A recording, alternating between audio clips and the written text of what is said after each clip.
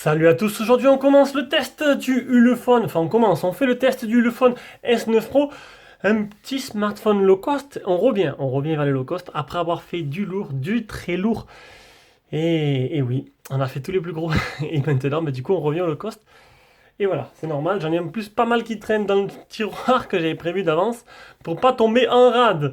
Donc, Ulefone S9 Pro, enfin le contenu de la boîte, donc dans la boîte très simple, on a un chargeur 5 volts 1 ampère. On a un câble de rechargement, les petits fascicules, la petite lecture, hein, pour ceux qui veulent, et un film sur l'écran et un film supplémentaire teinté bleu. Voilà. Je le répète, n'oubliez pas, mais si vous voulez nous aider, mettez ce fameux petit pouce bleu. Ah là, bien sûr, si la vidéo vous a plu, hein, avant d'avoir à subir quelques commentaires négatifs, que si la vidéo... Parce qu'il y en a, on dirait qu'on leur arrache une oreille. Voilà. Alors nous, on fournit un travail de dingue. Hein, on fait des vidéos, 3 téléphones par semaine. Et derrière, on demande juste en échange un petit pouce bleu. Si ça vous dérange pas trop, nous, ça nous aide, ça nous récompense. En plus de ça, vous pouvez passer par nos liens. C'est aussi ce qui fait que derrière, on arrive à suivre parce que c'est dur. Hein. S'il faut à chaque fois mettre de notre poche, on ne pourrait pas. Et pour finir, vous avez peut-être vu sur la page Facebook, on a créé la page Tipeee de la chaîne. Donc en gros, ben, je vous invite à aller voir directement par le lien en dessous dans la vidéo, dans la description. Donc le premier, le 31 septembre, je ferai la vidéo, je la mets en ligne le premier. Donc on fonctionnera par tombola et il y aura un petit service premium pour cela, pour les tipeurs, tout simplement. Vous allez juste aller sur le lien, vous verrez ce qu'on a mis en place déjà. C'est amené à évoluer. On va voir un peu comment ça fonctionne. Ça plaira pas à tout le monde, mais voilà, la chaîne évolue. Il faut bien qu'on y arrive. Voilà, voilà. Allez, on passe directement à la suite. Les caractéristiques et dimensions du iPhone S9 Pro, donc 70,5 de large sur 147,8 de haut sur 8,8 mm d'épaisseur pour un poids de 159 grammes. Il existe en noir, en bleu, en or et il est fait de plastique. À l'avant, on a un écran IPS de 1440 x 720p. 75,16% c'est la surface de l'écran par rapport à la surface totale du téléphone. Au-dessus, on a un appareil photo de 5 mégapixels en ouverture 2,4. Alors l'appareil photo c'est un 5 mégas interpolé en 8. Donc en gros c'est la partie logicielle qui augmente le nombre de pixels. Il est associé à une reconnaissance faciale. C'est pas un téléphone notch. Hein. C'est des low... Non parce que c'est low cost, c'est low cost qui sont pas sortis de suite. Hein. C'est low cost que je garde de côté. Quand j'ai un trou, hop j'en place un. Donc les low cost notch ils arrivent. J'en ai pris plusieurs. Ils seront en test très très prochainement. Ben voilà. Qu'est-ce que je veux dire? En dessous, on continue. En dessous, on a le micro. Sur le côté, on n'a rien. Ce côté-là, les boutons power, volume plus moins. Hein, ici, ah, le S7, voilà. Au-dessus, on met Monsieur Jack et le port de rechargement. Donc, le port de chargement au-dessus. Bon, j'ai plus l'habitude en dessous, mais bon, après, je pense que ça, c'est une question d'habitude. Chose inhabituelle, ça fait très longtemps, on n'a pas vu un téléphone avec la batterie qui, bon, la batterie s'enlève pas, mais le cache s'enlève. Donc, peut-être que vous pourriez acheter la coque arrière. On y retrouve le double appareil photo, le capteur d'empreinte, la grosse batterie 3300 mAh et en fait bon, le système n'est pas pratique du tout. Donc on peut mettre une carte SD ou deux nano SIM, tout simplement, c'est pas pratique. Hein. Ne cassez pas le tiroir, sinon ce sera compliqué pour vous. D'ailleurs là j'arrive plus à le rentrer. Hop, voilà. Donc, je vous l'ai dit, double appareil photo, ici qui ressort légèrement de la coque, ça va, et le capteur d'empreinte. Donc, l'appareil photo arrière, c'est du 8 mégapixels en 2.0, interpolé en 13 mégas, associé à un deuxième appareil photo objectif de 5 mégas. Tout ça animé par un Mediatek 6739 associé à un PowerVR GE 8100 pour la partie graphique, c'est un 2 Go, 16 Go de mémoire interne. Donc je l'ai dit, la batterie 3300 mAh, le Bluetooth c'est un 4.2. Il n'a pas la B28 pour les bandes 4G, il manque que la B28, donc B28 c'est que free, donc ça posera pas vraiment de problème, ça dépend où vous habitez. Et c'est une 4G de catégorie 4. On passe maintenant à l'écran. L'écran, donc je vous l'ai dit, le temps que je vous monte un peu les photos réelles, voir un peu ce que ça donne. Bon, après l'écran il est pas dégueulasse. Niveau réactivité, ça va. Ça va, j'ai connu mieux sur les low cost, ça va à peu près. Hein. C'est déjà mieux que le 9os. Mais c'est bon, ça réagit bien. Je parle pour ça pour l'écriture des messages, hein. C'est le gros problème. Mais après le problème c'est que ça marche aussi en même temps avec ben, l'optimisation logicielle. Hein. Ça marche ensemble. Mais bon, Donc l'écran, je l'ai dit, c'est un 1440 en type IPS x 720p et il prend 75,16 de pourcentage surface totale. L'écran, c'est bon, donc il n'y a rien à dire de plus. Il est correct, il fait son travail. On va passer à la partie logiciel. Et pour en finir avec la partie écran, je veux vous dire qu'il n'y a pas le Miravision et il y a bien un film qui a été posé d'origine sur l'écran. Donc ça, c'est bon. Et il n'y a pas de LED de notification. Voilà, un gros manquant, c'est dommage. La LED de notification, pour moi, c'est indispensable, même à ce prix-là. Partie logiciel, donc la petite surcouche très légère.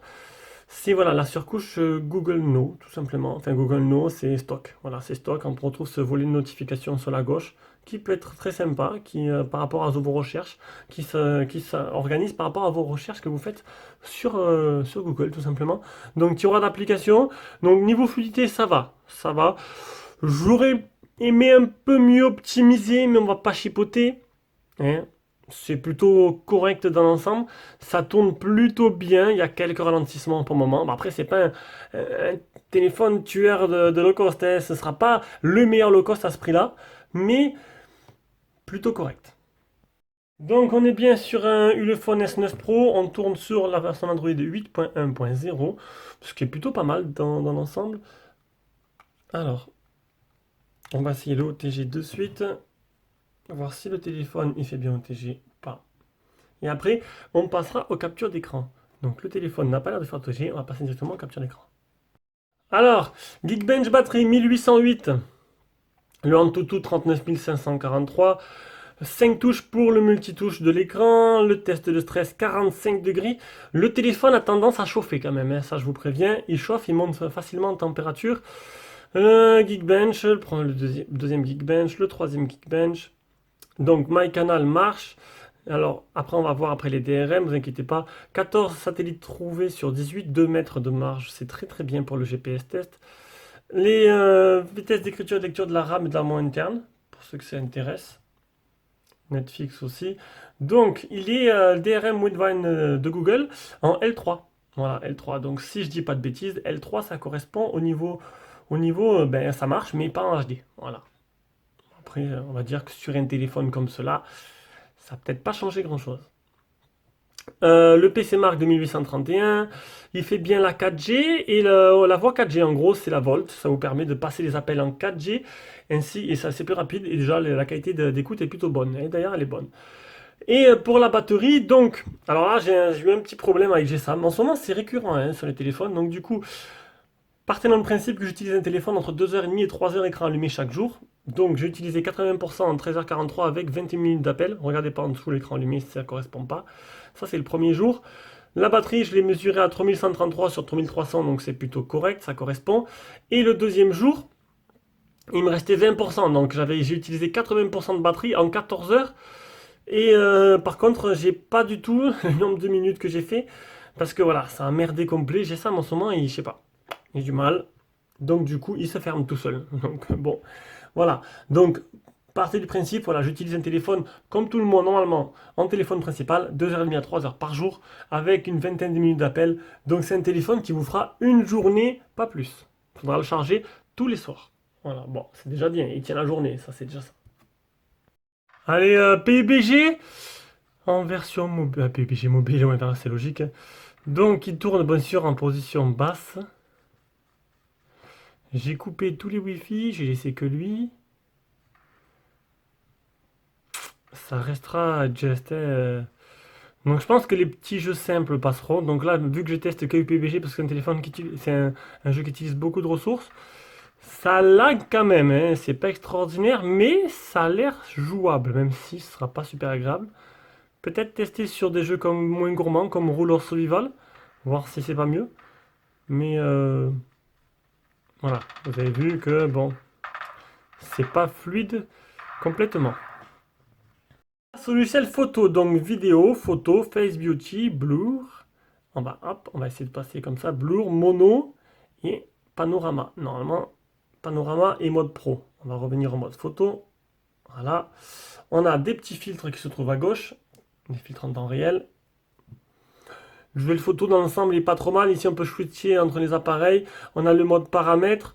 Alors, infolocalisation, détection de visage, la taille, donc moi j'ai mis 16 neuvième, taille de l'image 13 mégapixels, retardateur HDR, tout simplement. On slide, on a anti-sentiment, capture, ZDSD, watermark.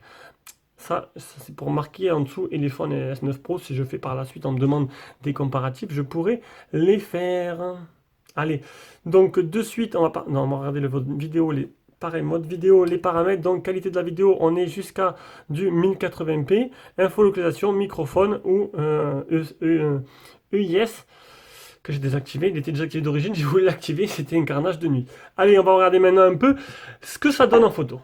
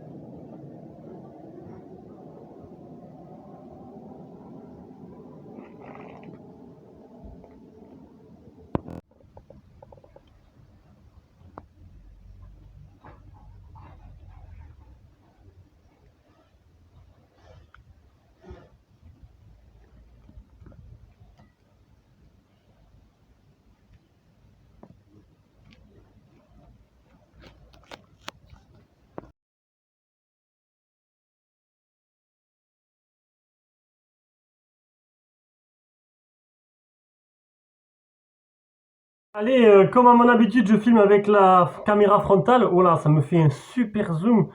Ça filme de vraiment près. Donc, la qualité des photos. Bon, c'est un téléphone qui coûte 70 euros. Hein. Faudra pas s'attendre à des miracles. Mais je trouve que déjà le flash de nuit marche très bien. Les photos de nuit sont correctes sans être extraordinaires. La vidéo, c'est pas trop ça. Mais bon, les photos en bonne condition, vous arriverez à faire un truc à peu près potable. Et ça, c'est le principal. Allez, on passe à la partie audio vidéo. J'ai vu sur DV spécifications qu'il avait un amplificateur. Donc je sais pas ce que ça va changer d'autre. On va écouter le son de suite.